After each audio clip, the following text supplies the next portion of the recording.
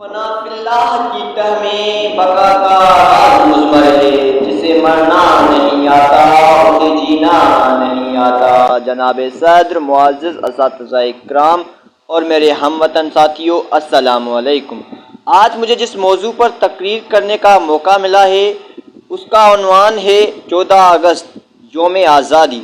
زندہ قوموں کی زندگیوں میں کچھ دن بہت اہمیت کے حامل ہوتے ہیں اور جناب والا وہ دن ان کی آزادی کے دن ہوتے ہیں، کیونکہ یہ وہ دن ہوتے ہیں جس دن انہوں نے غلامی کی زنجیریں توڑ کر آزادی کا وہ چڑھتا سورج دیکھا ہوتا ہے۔ جناب والا یہ دن ہماری زندگی میں 14 اگست کا دن ہے۔ اس دن ہمارے آباء و اجداد نے غلامی کا توق اتار کر پھینکا اور آزادی کا چڑھتا سورج دیکھا۔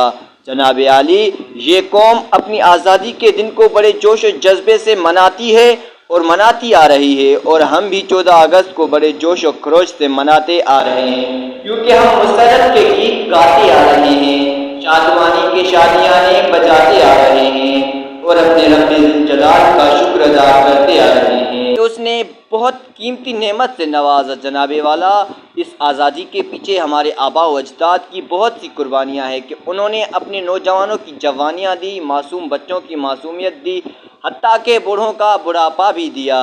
جناب والا، تب جا کر ہم اس وطن عزیز میں بیٹھے ہیں، کیونکہ یہ وطن ہمارا ہے، ہمیں پاسباں اس کے، یہ چمن ہمارا ہے، ہمیں نغمہ باں اس کے۔ جناب والا، آج ہم دنیا کی مشکل ترین گھڑی سے گزر رہے ہیں۔ ہمیں چاہیے کہ ہم اپنی آزادی کی فکر کریں، اس کو ہم سنبھال کے رکھیں، اس کی ہمت بڑھائیں۔ اس شعر کے ساتھ اپنی کاوشوں کو اختتام پذیر کرتا ہوں۔ نگاہ مرد مومن سے بدل جاتی ہے تقدیریں، نگاہ مرد مومن سے بدل جاتی ہے تقدیریں، جو ہو دو کے یقین پیدا تو کٹ جاتی ہے زنجیریں۔ شکریہ۔ پاکستان زندہ باد۔